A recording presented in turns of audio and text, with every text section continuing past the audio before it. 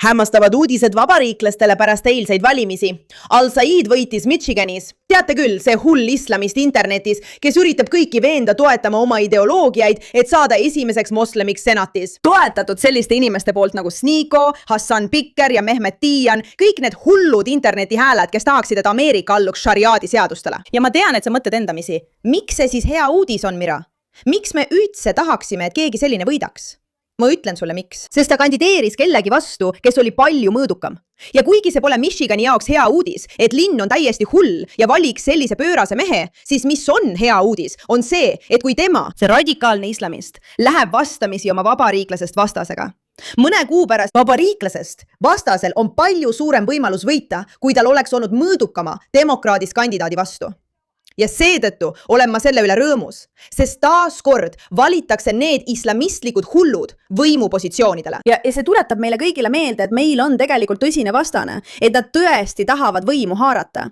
Mundani polnud juhuslik nähtus, see on nüüd korduv muster. Ja kui sa tõesti tahad Ameerikat päästa, siis sa ei saa lihtsalt ükskõikselt pealt vaadata, kuidas need inimesed võimule pääsevad. Sa pead mõistma, et pead vastu hakkama, mida vabariiklased ka plaanivad teha. Aga see polnud ainus hea uudis, mis eile juhtus, sest Cory Bush kaotas samuti Wesley Bellile, mis on samuti hea uudis. Meil on olnud paar head päeva, kus need hullumeelsed kandidaadid, kes suruvad peale pööraseid, vihkavaid ja demoraliseerivaid ideoloogiaid, on kõrvale tõrjutud või võimupositsioonidele pandud, mis tähendab, et nad lõpuks kaotavad need võimupositsioonid.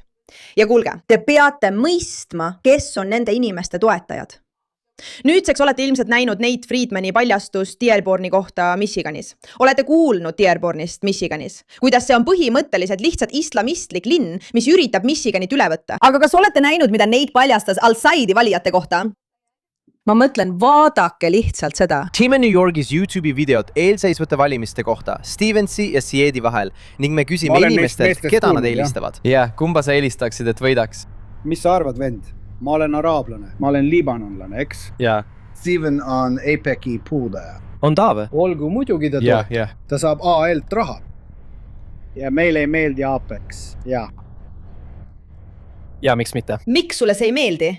Sul plaimugi. Sa lihtsalt arvad, et juudid kontrollivad Ameerikat. Põhjus, miks sulle APEC ei meeldi, on see, et sa tead, et kõik, mida islamistid juutide või Iisraeli süüks panevad, on tegelikult nende enda strateegia. Sest tegelik üksus, mis üritab kulisside taga kontrollida ja poliitiliselt kahju teha, on sellised organisatsioonid nagu CARE, tead küll, Ameerika islami ja moslemi suhete nõukogu. See on ju tõesti tore tsiviilpoliitiline grupp, keda kõik armastavad ja jumaldavad, aga tegelikult toetab islamiste ja terrorismi. Samal ajal kui APEC on Ameerika juudid, kes usuvad, et Iisraeli toetamine on nende jaoks hea asi. Väga suur erinevus. Aga loomulikult ajavad nad alati oma enda strateegiaid ja süüdistavad selles juute. Nii igav. Meie riigis, jah. Ja kui sa ütled, et APEC kontrollib meie riiki, siis mida nad siis täpsemalt teevad neile, kes seda ei tea? Sest inimesed hakkavad sellest aru saama, eks? Nad ostavad poliitikuid ära. Ja poliitikud annavad kõik hääled. Ma mõtlen, sest Al-Saidi ei ostata ära. Muidugi. Ei saa toetust hullumeelsetelt meeldimistelt. Muidugi mitte. Ma mõtlen, see on mees, kes tegelikult toetab terrorismi, nagu te kohe näete. Õige. Nii et kui sa ostad poliitiku ära ja tuleb midagi, mis on Iisraeli poolt, siis ütleme lihtsalt jah. Loomulikult hääletad selle poolt. Sa üritad selle läbi suruda. Kas on midagi, mida sa tahaksid näha, et ta teeks, kui temast saab senaator? Midagi konkreetset, midagi, mida sa loodad? Ei, lihtsalt hoolitsege oma rahva eest. Pole vahet, kas oled juut, araablane või midagi muu. Lihtsalt hoolitse selle eest. Ära võta raha nagu kõik teised siin riigis. Õige. See ongi probleem. Kõik võtavad altkäemaksu. Ja palju raha ka, vend. See pole mingi $10. Ei, see on umbes 40 miljonit. See on palju. Ja, ma tean, et see on tohutu summa raha. Ma olen uurinud. Ma olen selle kohta lugenud. Nii et tead, üks põhjus, miks me tulime Dearborni, on ka see, et see on väga huvitav koht, sest see on esimene moslemite enamusega linn riigis. Ja ma ei tunne, et see nii oleks. Saab korralikult dokumenteeritud. Nii et sa tahad, et sind valesti dokumenteeritakse? Ei, ma tean. Seda ma ütlengi. See pole korralikult. Kõik araablased elavad siin. Õige. Linnapea, tema on araablane. Volikogu on enamasti araablased, tead. Ja sa ütled, et nii see ongi. Sõbrad. Linnapea, volikogu. See pood on siin olnud 70 aastat. Olgu, tead, me ei hakka sellel pikemalt peatama. Mine vaata Nate Friedmani paljastust.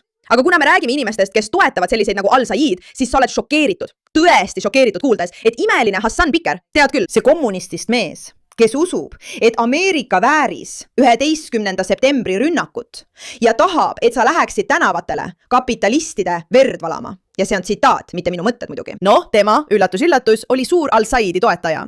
Aga enne kui me jõuame selleni, kuidas Hassan Piker teda toetab, tahan ma lihtsalt kõigile meelde tuletada, kes Al-Said on, kui sa veel ei tea. Vaatame seda videot Chloe Otsu Politiksilt, kes on selles asjas väga osav, pean ütlema. Tutvume nüüd tõelise Peachiga, kes võitis eile õhtul Michiganis Demokraatliku partei senati eelvalimised ja kellest Kalshi andmetel saab tõenäoliselt novembris USA senaator Abdul Al-Said. Ta ütles, et Ameerika on rajatud rassismi ideele ja põlisrahvaste süstemaatilisele hävitamisele. Pärast seda, kui terroristi vend SHO tulistas Michigani lasteaias, ütles ta, haavatud inimesed teevad teistele haiget. Olgu. Ta tegi kampaaniat ja on väga lähedane sõber Hassan Pikeriga.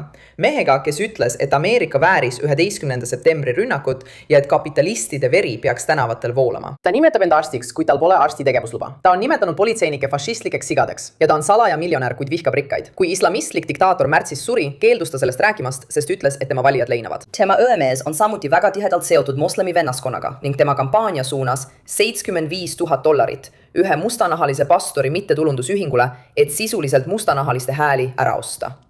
Mis iganes. Mis puudutab tema poliitikat, siis ta tahab kaotada ICE ja kehtestada Medicare kõigile. See lõpetaks eratervisekindlustuse. Ja igal pool, kus seda on proovitud, on see läbi kukkunud ja viinud kehvema arstiabini. Ta tahab agressiivset inimesi vanglates vabastada, lasta kurjategijad välja.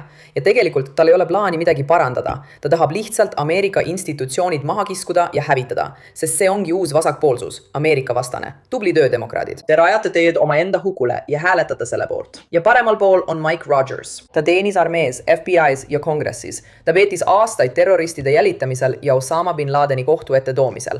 Kongressis vähendas ta makse, laiendas tervishoiuteenuste kättesaadavust vaestele, vähendas regulatsioone ja makse väikestele ettevõtetele energeetikasektoris. Ja ta armastab Ameerikat. Kui ma elaksin Michiganis, siis ma ei valiks meest, kes tunneb kaasa parempoolsetele. Välja arvatud see, et probleem on nüüd selles, et Michiganis on enamus islamiusulised, mitte ainult Dearbornis. Dearborn ja need erinevad kohad kasvavad ja kasvavad aina edasi. Seetõttu lasub kohustus neil inimestel, kes ei ela Dearbornis, Michiganis, ehk siis neil, kes suudavad ise selgelt mõelda, et tegelikult minna välja ja proovida midagi muuta ning valida ametisse need inimesed, kes on Ameerikale head, mitte need, kes tahavad lihtsalt hävitada.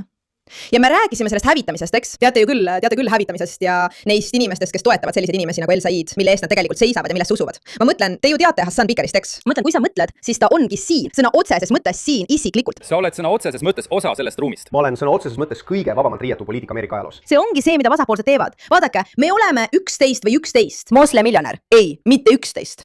Ja ma olen teile alati võlgu. Ei, aga vaata, mis juhtus. Me tegime kõik selle kuradi asja ära. Tead küll, mul käivad inimesed kogu aeg mu striimis. Aga kui sa ütlesid, et lähme kampaaniat tegema, siis ma ei saanud aru, et see on hoopis midagi muud. See on täiesti teine maailm. Ma ei saanud aru, et meedia käsitleb seda täiesti erinevalt. Ja siis ausalt öeldes, ma ei usu, et keegi arvas, et meedia hakkab nii käituma. Igal kanalil oli täielik paanika. Tere, mitte igal kanalil. Meid ei huvitanud see piisavalt, et sellest rääkida. Aga vaadake, siin nad on. Parimad sõbrad, toetajad, teineteise austajad. Kuid Al-Saidi ümber käib veel üks väike vaidlus, mille kohta mõnel teist võib olla arvamusi. Michigani senati kandidaat Abdul Al-Said ütleb, et iga 3. video tema Instagrami ajajoonel on OnlyFansi modell ja süüdistab selles algoritmi. Mina süüdistan islamiseerimist. Näiteks mõtle sellele, kui sa Instagramis oled, minu meeskonnal on juurdepääs minu Instagrami kontole. Ja näiteks need asjad, mida ma tegelikult Instagramis vaatan, eks. Loomulikult kuvatakse neid sulle sinu For You lehel. Aga siis umbes iga 3. video, mis ise edasi kerib, on mingi OnlyFansi modell. Ja see on sellepärast, et see tuvastas mind kui 40-ndates meest. Nagu Ben Shapiro? Ma olen valmis kihla vedama, et Ben Shapiro Instagrami voog ei ole täis OnlyFansi modelle, sest asi ei ole ainult selles, et ta on 40-ndates mees. See sõltub sellest, mis sulle meeldib, millel sa peatud ja mida sa vaatad. Ja see on natuke piinlik tunnistus, kas sa ei arva? Et sulle meeldib vaadata alasti tüdrukuid internetis. See ei ole päris õige tee, mida sa tahaksid valida. Aga jätame nüüd Abdul Al-Saidi rahule. Te olete juba Chloe käest kuulnud, milline värdjas ta on. Te teate, et ta on ohtlik. Te teate, kes tema poolt hääletavad. Terroristide toetajad, islamistlikud hullud Deir al-Balahst, Michiganist. Te teate, et Hassan Piker toetab teda. Aga keda veel Hassan Piker toetab? Te ei imesta, kui seda kuulete. Cori Bushi, kes õnneks eile kaotas. Ma mõtlen, see on Cori Bush ja need on tema uskumused. Kõik, mida nad tegid, oli see, et nad radikaliseerisid mind. Ja nüüd peavad nad kartma. Näete, nüüd nad hakkavad nägema seda teist Corit. See teine pool teebki nii. See on kaotav Cori. Lihtsalt teadmiseks. Las ma ütlen nii. Ma lihtsalt sain viimaste nädalate jooksul palju küpsemaks. Tüpsesin hoopis teistmoodi. Ja see, mida nad nüüd saama hakkavad, Mitte miski minu elus ei juhtu asjata. Nii et kui see juhtus, siis pidi see juhtuma. Ja las ma ütlen! See on tema kaotuskõne, muideks. Kas oled märganud, et ta pole veel midagi sisulist öelnud? Jah, ei, pole üllatav. Sest töö, mida ma pean tegema, ja las ma ütlen seda!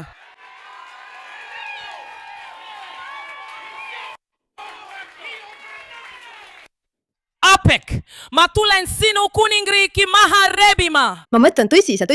See on nii madala IQ-ga, see on APEC, Apex on põhjus, miks mõnikord, kui inimesed võidavad ja APEC ei olnud selle grupi poolt, siis on nagu APEC sind lüüakse ja kui inimene, keda toetab APEC, võidab, siis on nagu APEC kontrollib kõike. See on lihtsalt hale. See on sõna otseses mõttes hale. Aga muidugi, see on keegi, keda Hassan Piker toetas ja armastab, sest me teame, et tal on probleemid. Ja hea uudis on see, et Wesley Bell, see inimene, kes valiti, on tõesti hea. See on Hassan Piker koos kooriga. Ma olen suur fänn. Imeline inimene, Cori Bush, kes on suurepärane võitleja. Sa ei solva Cori Bushi selles majas. No mõtlen, ta lihtsalt kaotab. See ongi kõik, mida pead teadma.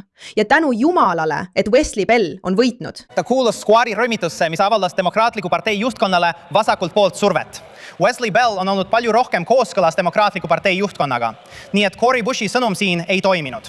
Ja ma annan sulle ühe võimaliku vihje, miks see nii oli. Wesley Bell ja tema liitlased domineerisid teda eetris 27-1 Ad Impacti andmetel. See on hullumeelne. Ja mis seal ikka, on nagu on häid uudiseid ja on halb uudiseid. Halb uudis on see, et Ameerikas on endiselt hullumeelseid inimesi, kes püüavad valida teisi hullumeelseid inimesi. Ja on hullumeelseid inimesi, kes kasutavad seda ära ja rahastavad seda. Ja ei, ma ei räägi APEC-ist. Ma räägin islamistidest, DSA-st, nendest hulludest gruppidest, kes üritavad võimule pääseda. Hea uudis on see, et vabariiklased hakkavad seda märkama ja nad saavad ise vaadata ning oma silmaga näha. Ja seetõttu, kui nad vaatavad ja kui nad näevad oma silmaga, siis minge välja ja veenduge, et teate, mida teete. Te püüate midagi muuta, et islamiseerimine ja kommunism ei tuleks Ameerikat ja läänd hävitama. Aitäh, kui olete selle teema suhtes ohtlik.